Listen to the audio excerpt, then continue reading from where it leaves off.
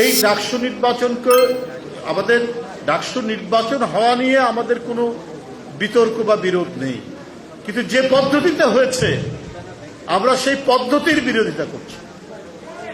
আমরা বলেছি যে মাঠ সমতল রাখা ছাড়া নির্বাচন করা উচিত নয়, কিন্তু ভাইস চ্যান্সেলর সাহেব মাঠ সমতল না করে অসমতল মাঠে তিনি নির্বাচন করে সাধারণ ছাত্রদেরকে প্রতারিত করেছেন।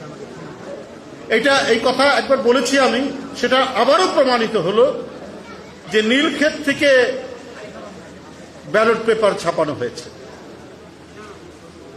তো তাহলে কোনো একটি মহল বিশেষ, কোনো একটি রাজনৈতিক সংগঠন বা কারো উদ্দেশ্য সাধনের জন্য বিশ্ববিদ্যালয় কর্তৃপক্ষ একগুঁয়েভাবে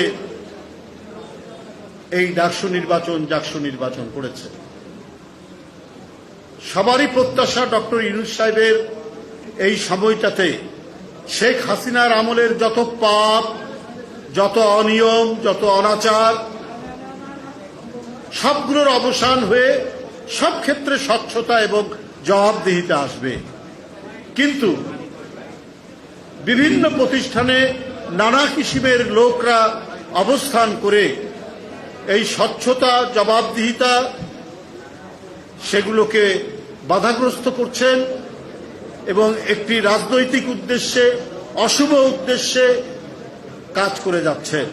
এইটা অন্তর্বর্তীকালীন সরকারের দেখা উচিত ছিল, তাদের আরো বেশি ইন্টারভেনশন করা উচিত ছিল। সরকার তো সব দিকে চোখ রাখবেন, অন্তর্বর্তীকালীন সরকার তো কোথাও আলাদা বিভিন্ন প্রতিষ্ঠানকে আলাদা আলাদা একেবারে স্বাধীন দেশ করে দেয়নি। সরকারের দৃষ্টি সীমার মধ্যেই তো সেই প্রতিষ্ঠানগুলো রয়েছে। তাহলে এই সমস্ত অনিয়মের কথা এখন কেন আসছে? তো এই প্রক্রিয়া যদি চলতে থাকে, আগামী জাতীয় নির্বাচন অত্যন্ত ঝুঁকিপূর্ণ হয়ে যাবে। আগামী জাতীয় নির্বাচন অনেক প্রশ্ন উঠবে এবং নানা কায়দা কানুন করে উদ্দেশ্য প্রণোদিতভাবে কোনো ফলাফল করা হবে কিনা এই নিয়ে জনমনে প্রশ্ন দেখা দিয়েছে। কারণ প্রত্যেকেরই প্রত্যাশা, 16 বছর কেউ ভোট দিতে পারেনি, ভোটাররা ভোট কেন্দ্রে যেতে পারেনি, দিনের ভোট রাত্রে হয়েছে, ভোটারবিহীন ভোট হয়েছে, আমরা আর মামুদের ভোট হয়েছে 2024 সালে।